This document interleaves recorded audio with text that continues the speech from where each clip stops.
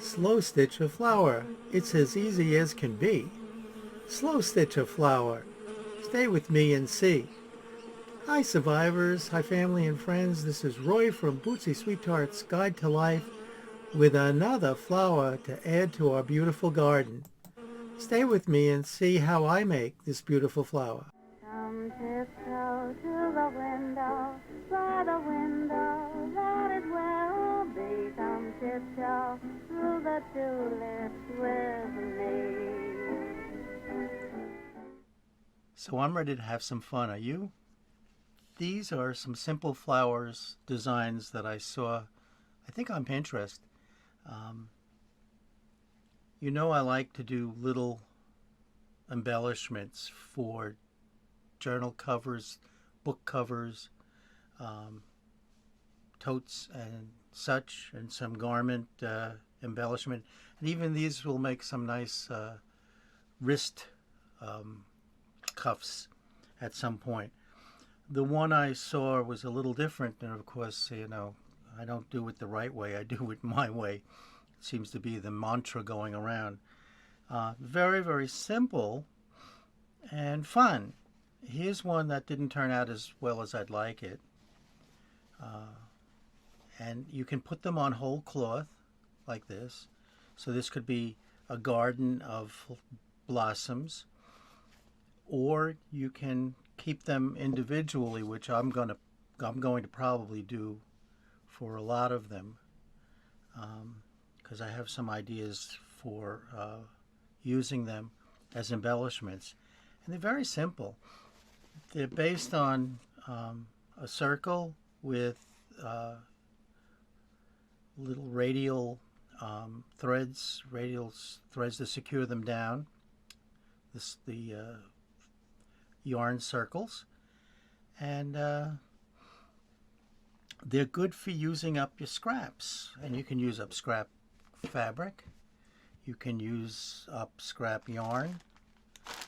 In fact, I think I'm going to use the blue today. And you can use crewel wool. This is beautiful wool. I picked this up at the thrift shop in my neighborhood. Well, not really my neighborhood. A bit of a 35-minute drive. But anyway, it's this is old, and it's 100% wool. It's called Persian yarn. Now, you know Persian is in the Middle East, in the area of Iraq and Iran. They're no longer called Persia. This is beautiful. It's coarser. It does shrink, but it's great for this kind of thing. This is made with crewel, and it's dimensional, soft, but coarser than acrylic yarn or wool knitting yarn. And you can use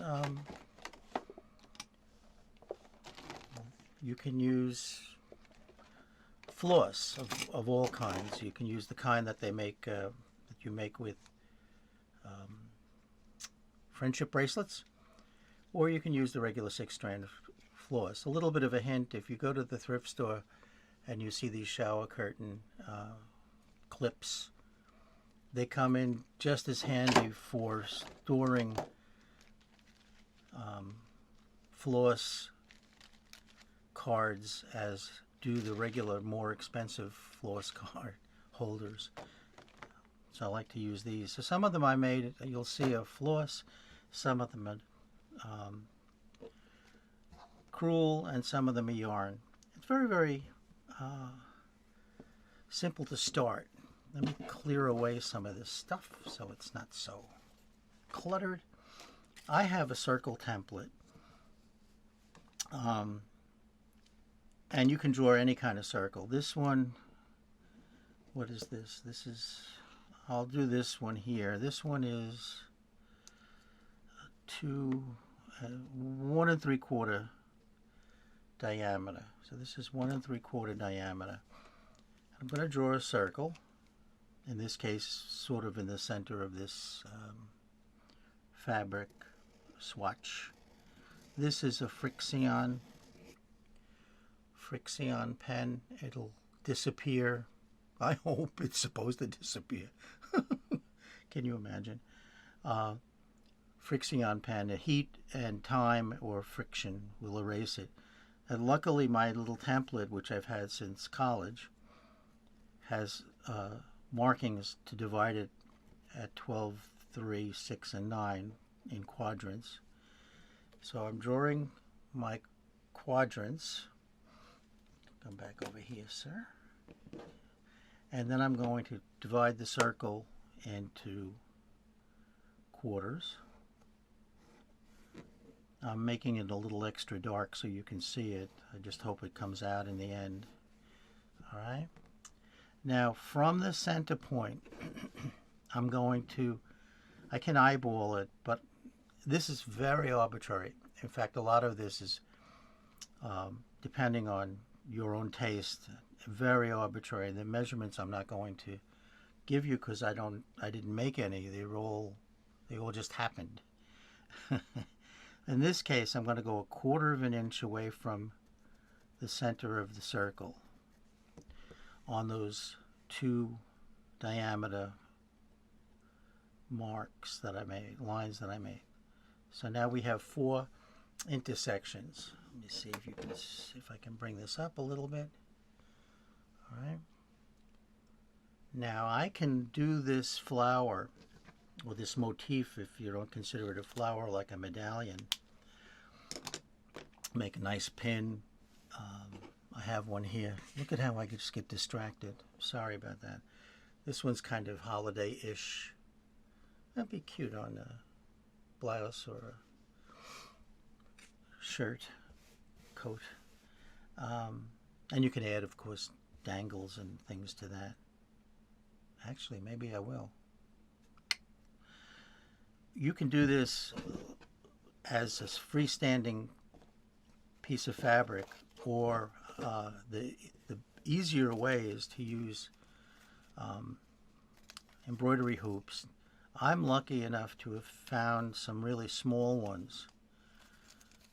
These are 3-inch. I don't know what this one is, probably 4 or 5 inch. I'm going to use the 4 or 5 inch so you can see better. And simply hoop the design. I had to make sure I'm recording because I tend to sometimes forget to hit record. There. Okay. It doesn't have to be super tight. Doesn't have to be. You can stretch it a little bit. Now the key here is the old standby corsage or boutonniere pins, which of course very few people use nowadays. And we go in where that first dot is, go across to the second dot on that line, and so long as both ends of the pin are outside the circle, you're okay. You want to try to keep it as equal as possible on either side. In the other line. Oops. Oh wait, this pin is bent. That was a tough carnation on that one. Ooh, this one's long.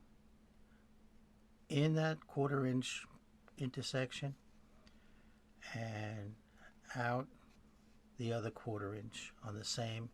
So in essence, you're having an X. Okay. Now I'm going to use blue. This is regular acrylic yarn. I'll put a little knot in it on this end. The backs of these, by the way, are not the neatest. So don't worry too much about the back. Famous last words. You know, look at it from the front. Now, any one of the spots, any one of the places where the pin intersects the fabric, ooh, all right, you want to come up. Let me go over here. It's easier to see. You're going to come up where the dot is, where that intersection is. Pull the thread, the yarn all the way out, and then the rest is simple. We simply go under all of the pins, the head and the point, and don't pull it. I'm not pulling it too tightly. I'm wrapping it around and around.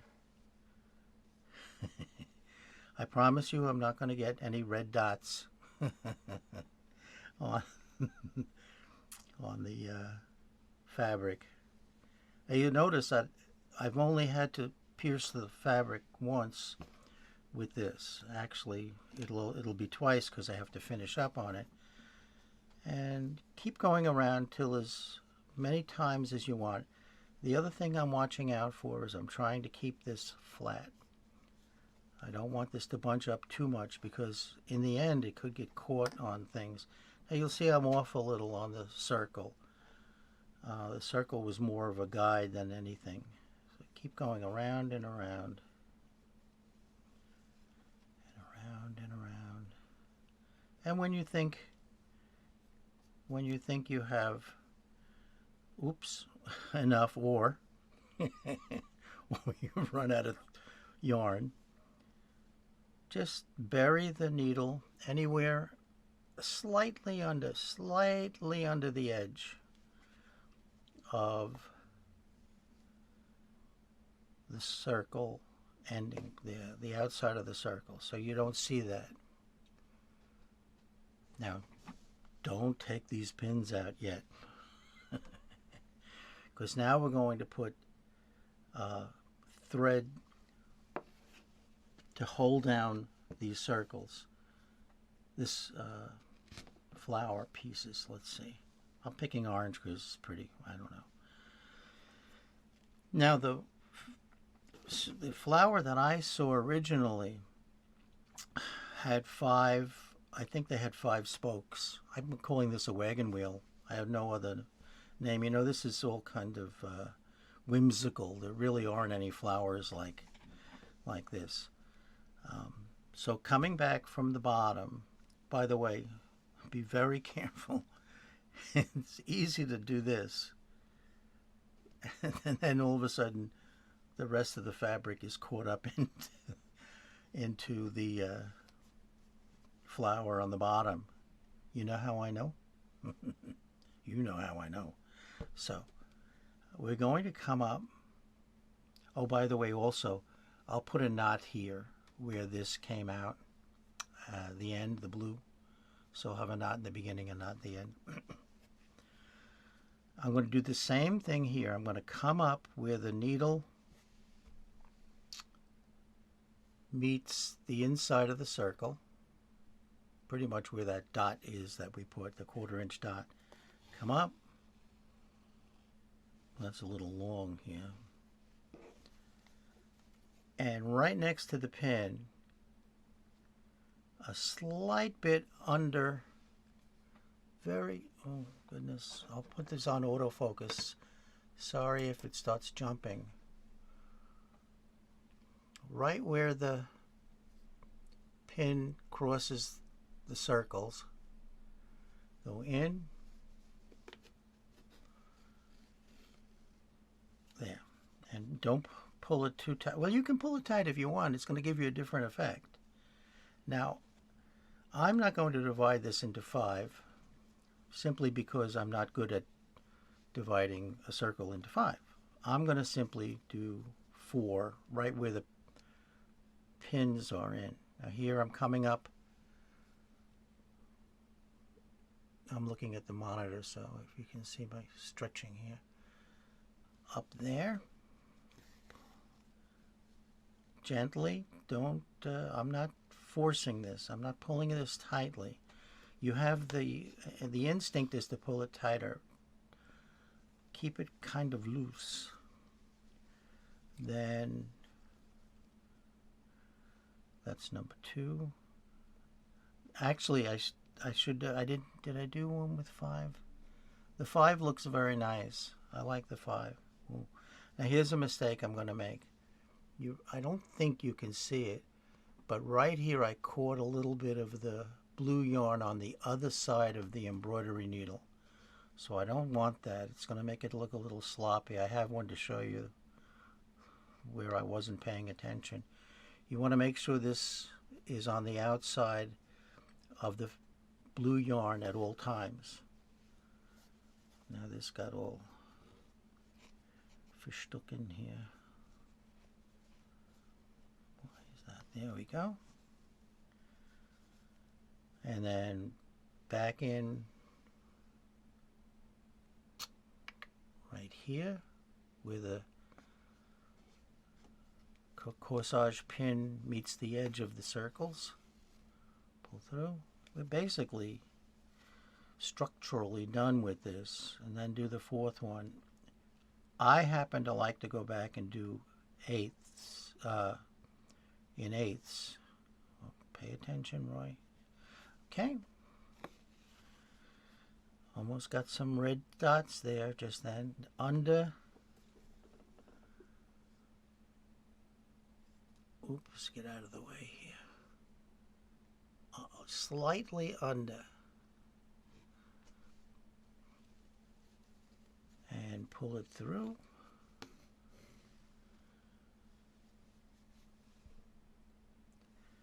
And we're really done. Now you can pull the corsage pins out. And you have the makings of a flower. This is the basic flower. Now you can see with 5 it would look pretty. I'm just going to go around and put in one in the middle, and I'll show you. I'm dividing now the quarters in half to make eighths. And you see how fast you'll go once you start getting used to this rhythm. It's also easy to have them a little bit unequal, but I figure, you know, nature has variety. So I'm leaving perfection to the creator. And this is really a lot of fun. I mean, I enjoy the way it comes out. I enjoy the process of it.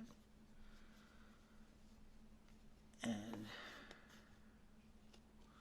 now if you pull it too tight, you can just make sure you just grab the yarn that you're anchoring these down with. You don't want to grab the blue by mistake. And here we go. See, it's right in the middle. And then I'm eyeballing it right here. Now that's came out because I didn't put a knot in it. The blue is a little there. Okay. There. Simple, yes? So, and you, like any project, you scooch it and squish it and scooch it. And there we go. Then I would put a knot on the back of where the orange is. And I have the beginnings of a flower. Now, this to me was the flower that they showed. And of course, what they did was, whoever that was, I wish I had I promised myself I was going to give credit where I got the idea from, and I keep forgetting. What they did was they put French knots in the middle, which you can do. That's a lot of fun. I have one here. I'm not sure what I'm going to put here yet. This is a pretty one. This is actually going to be on a slow stitch doll tag that I'm going to make. I have somebody in mind for that. Here I just did random seed stitches to make it look like the stamen and pistil of the flower. This one, now you see what I've done is I've put backings on them. I cut a bunch of felt and fabric circles and pinked the edges on them. You know, we can put a camera on Mars. We can put a lander on Mars. But we can't seem to get an automatic focus that doesn't give you a hard time. So here's this one. This is one of my favorites. So I cut these out and I put the backings on them. So this, I made one I can show you what I do. So what I do is, where is the one that's in the hoop or not? Maybe here. What I do is I do a couple on some fabric. Like here's 2 or 3. There's going to be 4 on here just to save time. This one's all in one color. And I take my pinking shears, actually my mom's pinking shears. So these are older than I am. There are things older than me. You know, one time I was watching the news and you know the facts, but when someone else says them, you sort of like, oh my goodness.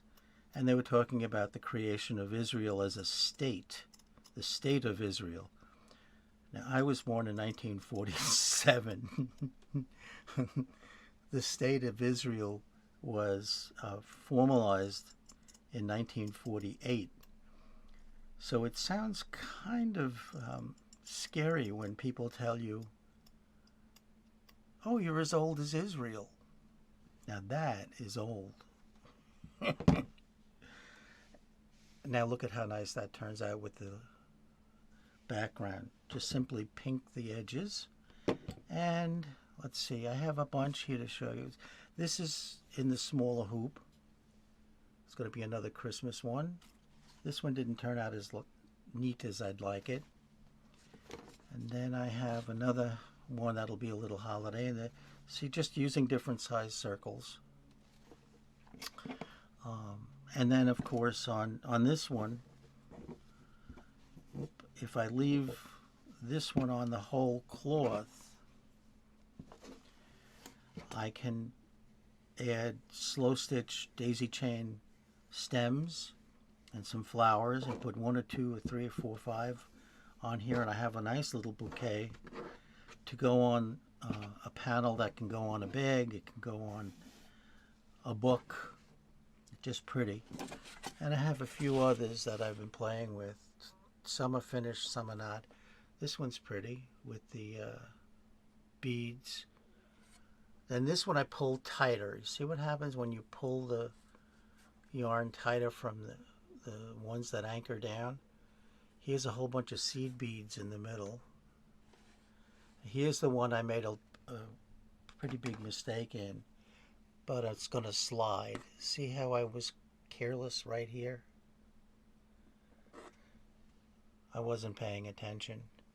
This is seed beads. This just has a single bead in the middle. They're pretty. So this is my idea, my take on what I call the wagon wheel flower. And I hope you enjoyed it. It's simple and fun. So thank you for sticking with it. So please consider subscribing. Please share with others. Please hit the thumbs up button. And until our next time, stay well, stay safe, stay smart, and bye for now. By the window, that it will be. Come tiptoe through the tulips with